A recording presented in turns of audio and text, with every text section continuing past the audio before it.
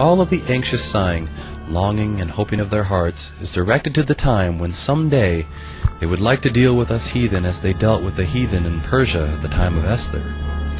And how they love the book of Esther, which so nicely agrees with their bloodthirsty, revengeful, and murderous desire and hope.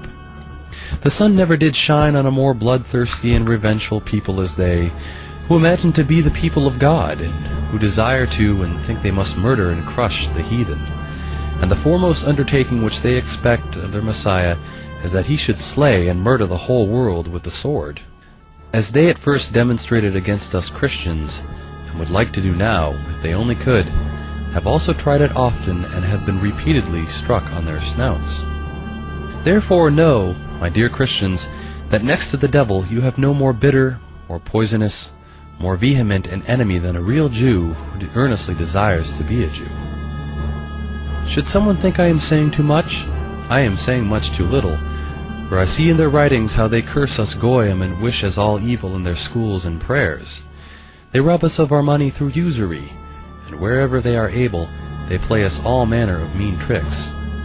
No heathen has done such things, and none would do so except the devil himself and those whom he possesses, as he possesses the Jews. Now what are we going to do with these rejected, condemned Jewish people? Let us apply the ordinary wisdom of other nations like France, Spain, Bohemia, and others, who made them give an account of what they had stolen through usury, and divided it evenly, but expelled them from their country. For as heard before, God's wrath is so great over them that through soft mercy they only become more wicked, through hard treatment, however, only a little better. Therefore, away with them.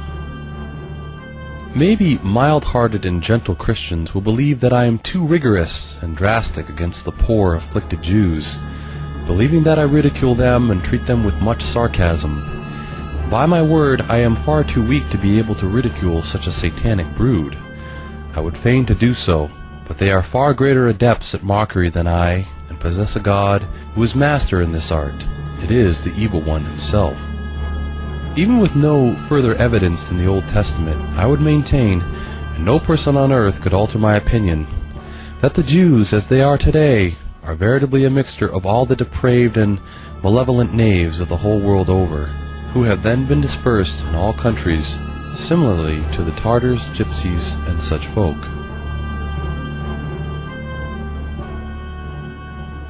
The Jews belong to a dark and repulsive force. One knows how numerous this clique is, how they stick together, and what power they exercise through their unions.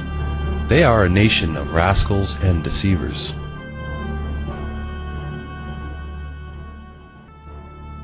Whoever is a friend of a Jew, belongs to them, becomes one of them. God cannot tolerate this mean people. The Jews have wandered from divine religion. You must not relent in your work which must show up Jewish deceit.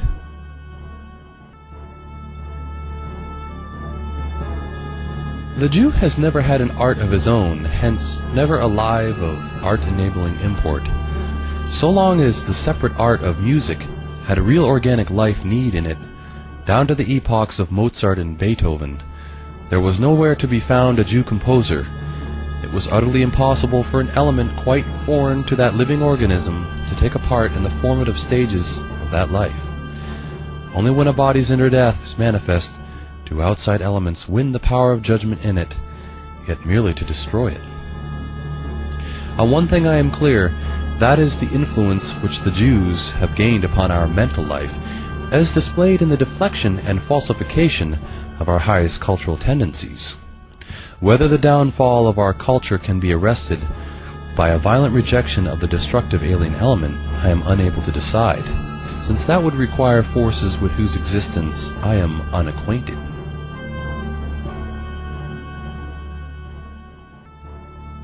The day will come when all nations amidst which the Jews are dwelling will have to raise the question of their wholesale expulsion, a question which will be one of life or death, good health or chronic disease, peaceful existence or perpetual social fever.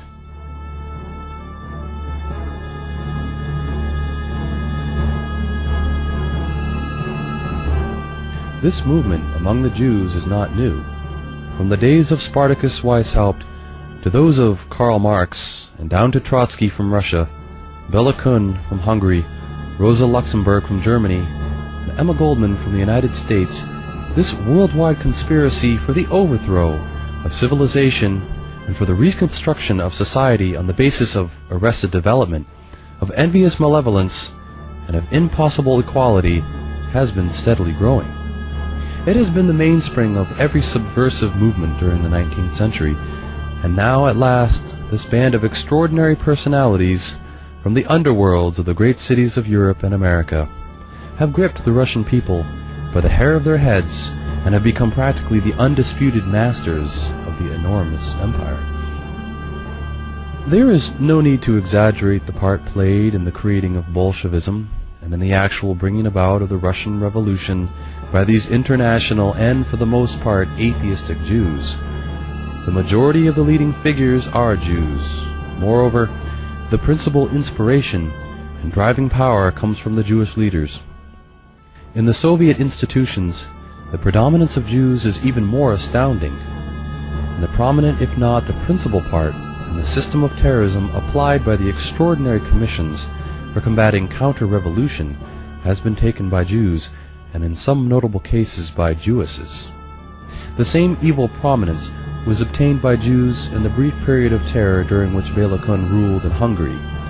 The same phenomenon has been presented in Germany, especially Bavaria, so far as this madness has been allowed to prey upon the temporary prostration of the German people. Although in all these countries there are many non-Jews every whit as bad as the worst of the Jewish revolutionaries, the part played by the latter in proportion to their numbers and the population is astounding.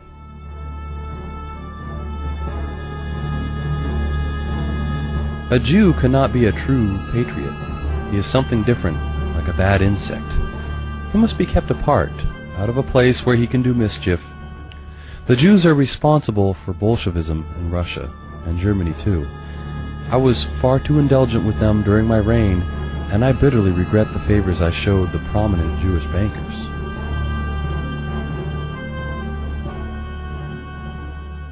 The troublemakers in Hungary are the Jews. They demoralize our country, and they are the leaders of the revolutionary gang that is torturing Hungary.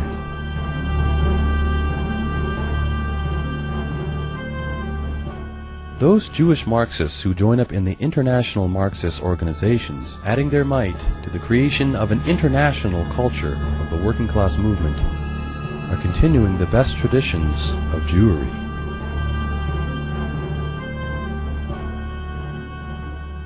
The Jews could be put down very plausibly as the most unpleasant race ever heard of. As commonly encountered, they lack any of the qualities that mark the civilized man: courage, dignity, incorruptibility, ease, and confidence. They have vanity without pride, voluptuousness without taste, and learning without wisdom,